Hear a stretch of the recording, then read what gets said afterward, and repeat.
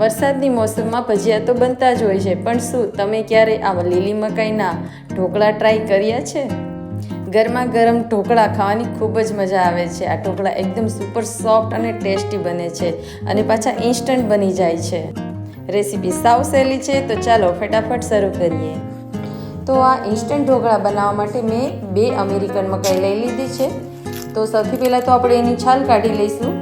ત્યાર પછી આપણે એના દાણાને કાપી લઈશું. જો તમારી પાસે મકાઈનું કટર હોય તો તમે એનાથી પણ કરી શકો છો, અને ના હોય તો આવી રીતે ચાકુની મદદથી, કોઈ પણ જે ધારવાળું ચાકુ હોય એના મદદથી આવી રીતે આપણે એના જે બીજ છે એને કાઢી લઈશું. અને ત્યાર પછી હવે આપણે એક મિક્સર જાર લઈ લઈશું. એની અંદર આપણે 1 કપ રવો લઈ લઈશું. તો 1 કપ રવો, અહીંયા સૂજી હોય તો પણ ચાલશે. મિક્સર જારમાં આપણે 1 કપ જેટલો રવો નાખીશું. મોટી 4 થી 5 ચમચી ભરી અને ચણાનો લોટ નાખીશું. અહીંયા આપણે ઇન્સ્ટન્ટ ઢોકળા બનાવવાના છીએ, એટલા માટે આપણે અહીંયા રવો અને ચણાનો લોટ લીધો છે. હવે ઇન્સ્ટન્ટ ઢોકળાને વધારે ટેસ્ટી બનાવવા માટે 4 થી 5 ચમચી ભરી અને મેં દહીં એડ કરી દીધું છે. અહીંયા દહીં ખાટું કે મોળું ગમે તે ચાલે. અને ત્યાર પછી સ્વાદ પ્રમાણે મીઠું અને અડધી ચમચી જેટલી હળદર મેં એડ કરી દીધી છે. હવે આપણે જે 2 લીલી મકાઈના દાણા આપણે કટ કર્યા હતા એ બધા નાખી દેવાના છે. થોડા અમથા અડધી વાટકી જેટલા અથવા તો 3 ચમચી જેટલા આપણે દાણા એમાંથી કાઢી લઈશું. બધા જ દાણાને મિક્સર જારમાં નાખી દઈશું. થોડું અમથું પાણી અને મિક્સર જારમાં આપણે બધું મિક્સ કરી ગ્રાઇન્ડ કરી લઈએ તો આની પેસ્ટ બની જશે. તો આવું સ્મૂથ આપણે બેટર બનાવી લઈશું. તો હવે આ બેટરને આપણે એક બાઉલમાં લઈ લઈએ. જો મિત્રો તમને થોડું જાડું બેટર લાગતું હોય તો તમે થોડું પાણી નાખી શકો છો અને પાછું મિક્સર જારમાં ફેરવી દેવાનું. સ્મૂથ બેટર, આવું રિબન કન્સિસ્ટન્સીનું બેટર બનાવી લેવાનું. હવે એને 5 થી 10 મિનિટ રેસ્ટ દઈ દઈએ. ત્યાં સુધી આપણે આદુ લસણ મરચાંની પેસ્ટ બનાવી લઈએ. તો એના માટે મેં લસણ, આદુ અને મરચાંની આવી રીતે પેસ્ટ બનાવી લીધી છે.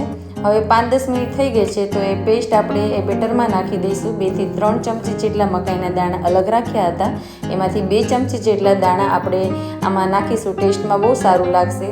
હવે અહીંયા મેં 1 પાવડું જેટલું સિંગ તેલ નાખ્યું છે. એનાથી આ ઢોકળા બિલકુલ આપણા ગળામાં છે એ ચોટશે નહીં અને બહુ સુપર સોફ્ટ લાગશે. થોડા અમથા લીલા ધાણા એડ કરી દઈશું. બધી વસ્તુઓને સારી રીતે મિક્સ કરી દઈશું. તો આપણું બેટર હવે બની ગયું છે, એકદમ રેડી છે. તો હવે આપણે ડીશ છે એને આપણે ગ્રીસ કરી લઈએ. તો તેલથી આપણે એને ગ્રીસ કરી લઈશું. ત્યાર પછી હવે આપણા ઢોકળાને ફૂલવા માટે ઈનોનું પેકેટ નાખીશું. તો એક આખું પેકેટ આપણે આ બેટરમાં નાખી દઈશું. ઉપરથી થોડું પાણી નાખીશું એટલે એમાં છે ફીણા વળવા માંડ્યા છે. હવે આપણે આને તરત જ મિક્સ કરી દઈશું અને તરત જ આપણે ડીશમાં ટ્રાન્સફર કરી અને આને સ્ટીમ કરી લેવાના છે. તો આપણે એક જ ડાયરેક્શનમાં આવી રીતે એને 2 મિનિટ સુધી ફેટી લઈશું, જેનાથી જે આપણું બેટર છે એમાં એકદમ બબલ્સ થશે અને પછી આપણે એને ડીશમાં ટ્રાન્સફર કરી દઈશું. જો તમારી પાસે ઢોકળિયું ન હોય તો તમે મોટા કોઈ તપેલામાં પાણી નાખી અને સ્ટેન્ડ મૂકી અને કોઈ થાળીની અંદર પણ આ ઢોકળા બનાવી શકો છો. ઉપરથી થોડા પાછા મકાઈના દાણા અને લાલ મરચું સ્પ્રિંકલ કરી દઈશું. અને ત્યાર પછી આને આપણે 20 મિનિટ સુધી સ્ટીમ કરવા માટે સ્ટીમરમાં મૂકી દઈશું અથવા તો કોઈ તપેલામાં આપણે ઢોકળાને સ્ટીમ કરી લઈશું. અહીંયા મેં 2 થાળી ભરી અને કર્યા છે, તો એક સાથે જ એને સ્ટીમ કરવા મૂકી દીધા છે. હવે 20 મિનિટ પછી જોઈશું તો આપણા ઢોકળા બની ગયા છે. આપણે એક ચાકુની મદદથી જોઈ લેવાનું, કોઈ ચોટે નહીં, તો મતલબ કે બની ગયા છે. પછી મેં પાછું ઉપરથી સિંગ તેલ રેડ્યું છે, એનાથી ખૂબ જ સરસ ટેસ્ટ આવશે. સિંગ તેલ આવી રીતે લગાડી દેવાનું છે ઉપર અને ત્યાર પછી આપણે એને કાપા કરી અને પછી ઢોકળાને આપણે સર્વ કરીશું. તો મિત્રો, જો વિડીયો ઉપયોગી લાગ્યો હોય તો એને લાઈક અને શેર જરૂર કરજો. ચેનલને હજી સુધી સબસ્ક્રાઈબ ન કરી હોય તો સબસ્ક્રાઈબ કરી લેજો અને આવા નવા વિડીયો જોવા માટે બેલ આઇકનને ક્લિક કરી દેજો. તો હવે આપણે ઢોકળાને કટ લગાવી દઈએ અને ત્યાર પછી જોઈએ તો આપણા ઢોકળા એકદમ સોફ્ટ અને સુપર સ્પોન્જી એવા બન્યા છે અને ટેસ્ટી પણ એટલા બધાને ખૂબ જ પસંદ આવ્યા હતા. તો એકવાર તમારા ઘરે આ રેસીપી જરૂરથી ટ્રાય કરજો. જ્યારે પણ મકાઈ તમને મળે ત્યારે તમે મકાઈના ઢોકળા એકવાર જરૂરથી બનાવજો.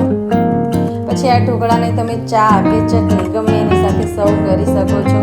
ખૂબ જ ટેસ્ટી બને છે તો જરૂરથી ટ્રાય કરજો. તો મળીશું મારા નવા વિડીયો સાથે. ત્યાં સુધી આવજો.